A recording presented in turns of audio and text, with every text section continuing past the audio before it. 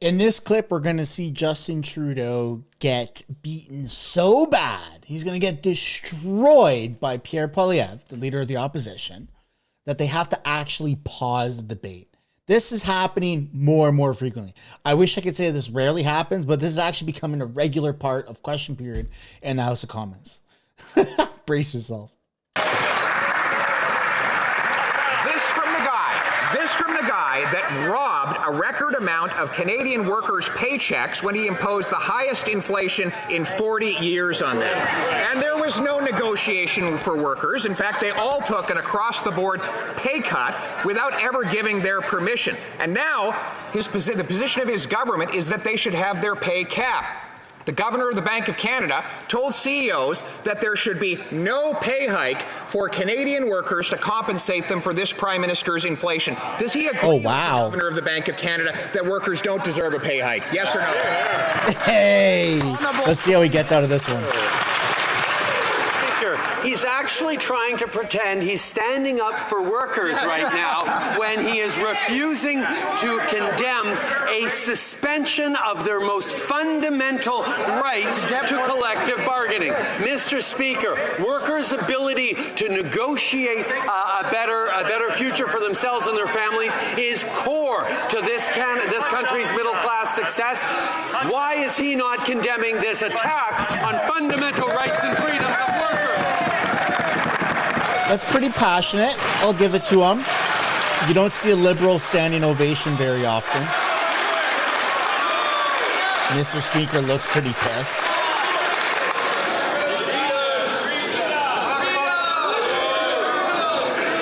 They're yelling freedom. I see the emotion running a little bit high, so I'm going to ask everybody to take a deep breath.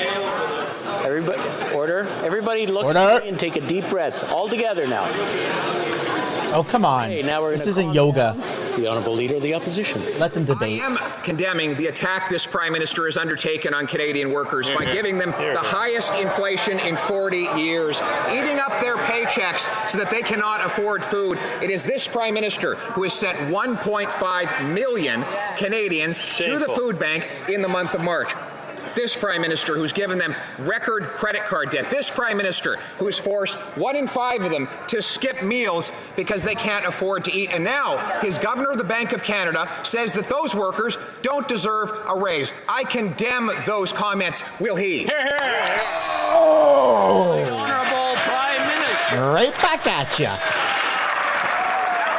Mr. Speaker, one of the most fundamental rights available to workers is to negotiate their pay and their working conditions. Sit down, boy. Order. Order. Oh, he doesn't look happy. It's like a teacher cutting off the students in class. Are you done? I guess is the question. The Right Honourable Prime Minister from the beginning, please. Thank you, Mr. Speaker. One of the most fundamental rights available to workers in this country is the ability to fight for better rights, better opportunities, better pay, better working conditions. And that happens at the bargaining table, Mr. Speaker. What has happened is they have been stripped of that right to bargain, to negotiate, to talk about a better future for themselves and their families by the preemptive use of a measure designed to suspend and override their fundamental rights and freedoms.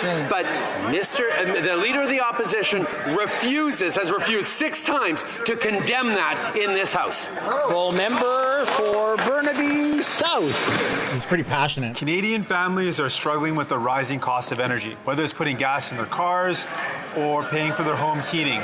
All the while, these oil and gas companies are raking in record profits, something the Biden administration is referring to as war profiteering, and frankly, it is. What's this liberal? Isn't that what Canada and America is doing literally right now? Money in the pockets of these highly profitable companies. When will the Prime Minister take a stand and protect workers and make these wealthy companies pay what they owe on their windfall profits and invest that into helping Canadians pay their energy bills? The Right Honourable Prime Minister.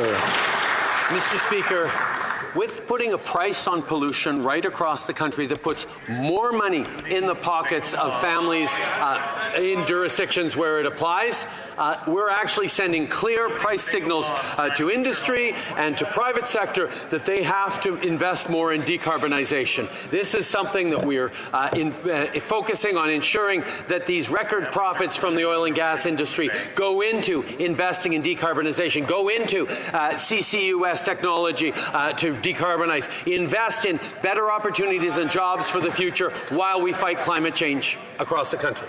For Burnaby South. In the last election, this Prime Minister... The funniest thing... Invest in better opportunities and jobs for the future while we fight climate change across the country. The funniest thing about Jagmeet is that he's at, if you Google his net worth, it's between $2 and $5 million. Whereas no politician that doesn't get paid off, like just a regular politician, their net worth shouldn't be anywhere near that. They make $150,000, $200,000 a year. Where did the $2 to $5 million come from? When Jagmeet complains, he complains with a Rolex on his left wrist while wearing a $5,000 to $10,000 suit. These things have been proven. Do you know how much a Rolex is? $15,000 to $20,000 for like a medium, lower to medium end. Okay. So when Jagmeet's talking about war profiteering and corruption from CEOs and greedflation and all those things, just keep that in mind. He's a very greedy individual. For Burnaby South. In the last election, this Prime Minister made some really big promises on healthcare. Made big promises to improve long-term care. He made big promises on mental health care.